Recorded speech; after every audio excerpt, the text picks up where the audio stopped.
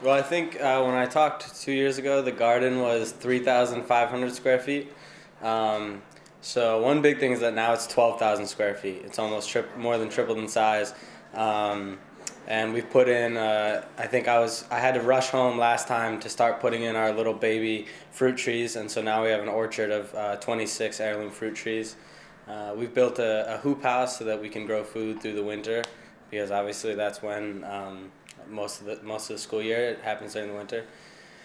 And more exciting than that, I mean, it's great that the physical garden has grown, but also we've started bringing more and more classes down. We have classes down almost every day.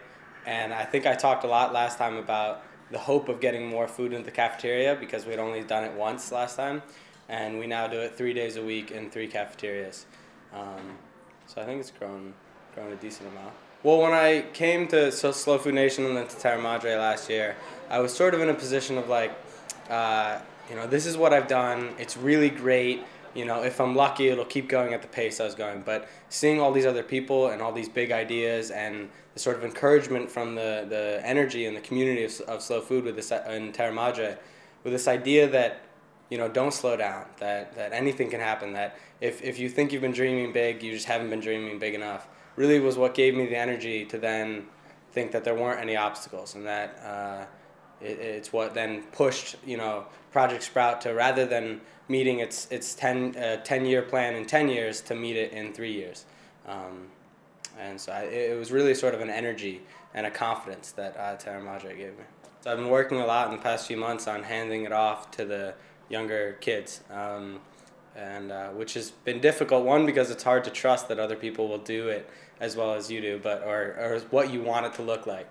But I've seen that happen. I've seen younger kids step up and do things even better than I can, but it's also been hard just because it's hard to give something up that you've been working on, that you've given your whole life to for 3 or 4 years.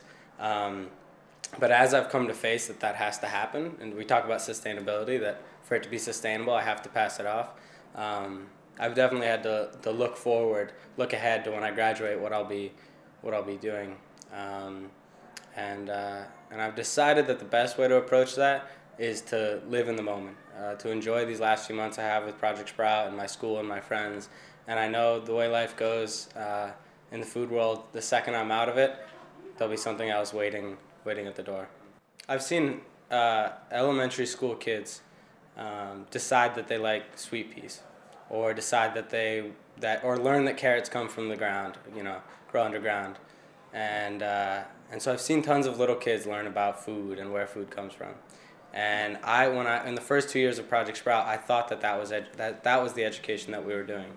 But since then, I've also seen high schoolers realize that they can take ownership over their education and take ownership over their path in their life. I've seen people come together and realize and learn about the strength of community.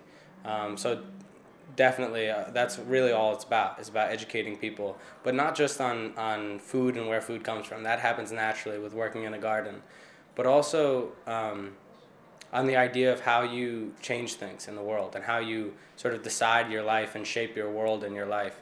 That's what people learn about when they garden, when they work in Project Sprout.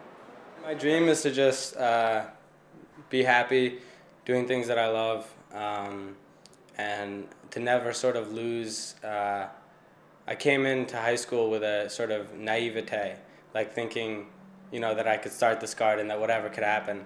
And my goal is whatever direction I go in life, whether it's teacher, whether it's farmer, whether it's scientist, whether it's whatever, that I'll go forward with that same sort of obliviousness to whatever could happen.